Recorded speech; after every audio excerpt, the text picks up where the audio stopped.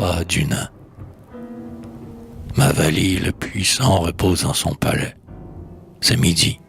Le soleil jette de chauds reflets à travers les plis lourds des tentures bien closes.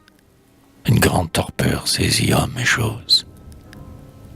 Dans la salle où le roi négligemment s'endort, 12 esclaves, liés avec des chaînes d'or, agitant sur son front un éventail de plumes, le gardent anxieux, car le maître a coutume. S'il sort d'un rêve aimable avant qu'il soit fini, si l'air est trop pesant ou s'il a mal dormi, de livrer à la mort les 12 misérables. Les bourreaux sont tout prêts à punir ses coupables. Car Mavali toujours dit qu'il repose mal.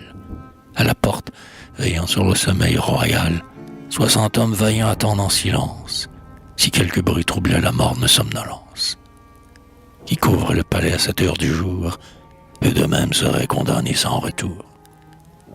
Dans la salle à côté, 50 bayadères, aux riches ornements, aux tuniques légères, prêtes à s'élancer, et Saint-Jean et Charmant attendent que le prince ait fait un mouvement.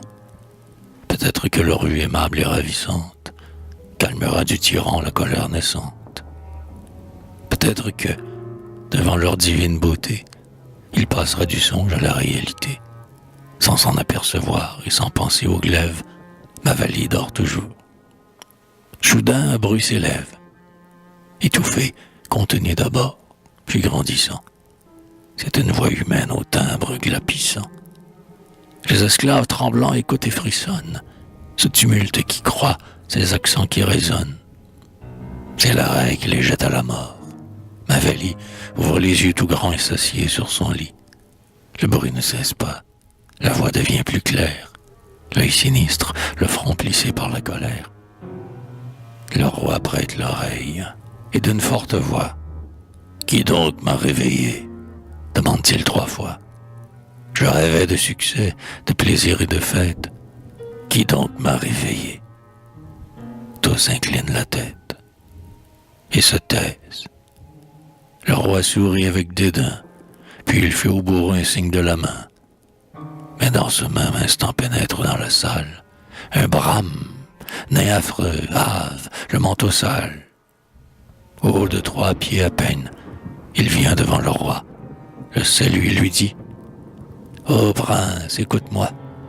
Laisse à ces malheureux dont le regard t'implore le plaisir envié de te servir encore. Et daigne m'assister pour un vœu que j'ai fait. » Mavali l'écoutait courroucé, stupéfait. Le brahme reprit. « La faim et la misère, prince, sont mes seuls biens. Je veux 3 pas de terre pour y bâtir moi-même un ermitage. » Quoi? Mais pour un avorton faible et laid comme toi, si aspire bien haut et ne point être sage, que ferais-tu vraiment avec un ermitage? Un terrier te suffit. Et d'un air méprisant, le roi le regardait. Prends garde, roi puissant, prends garde à ton orgueil, lui répondit le brame. Quand j'aurai les 3 pas que de toi je réclame, j'y mettrai ton palais avec ce qu'il contient. Tu mettrais mon palais dans cet espace. Eh bien, je voudrais voir cela. Comme je m'en vais rire. Mais prends garde, vieux fou, si tu n'y peux suffire. Mavali se leva. J'ai hâte de te voir commencer ton travail.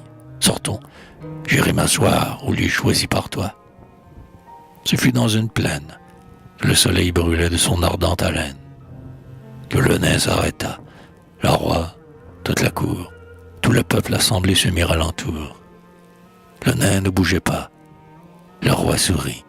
« Sans doute, tu cherches, pauvre fou, cria-t-il, quelle route tu vas faire tenir à mon palais afin de l'amener entier sur ton vaste terrain. » « Oui, dit le nain, je veux que la foule s'espace. Il faut un grand chemin pour que ton palais passe. » Le roi reprit. « Voilà, que te faut-il encore? »« Rien, répondit le brame. Et, sans faire d'effort, il disparut d'un pas dans le lointain immense. Ce fut un court moment d'horreur et de démence. Puis, au bord opposé de l'horizon brillant, il reparut, divin, magnifique, voix plein de stupeur profonde. Je suis Vishnu, dit-il, et j'ai conquis le monde.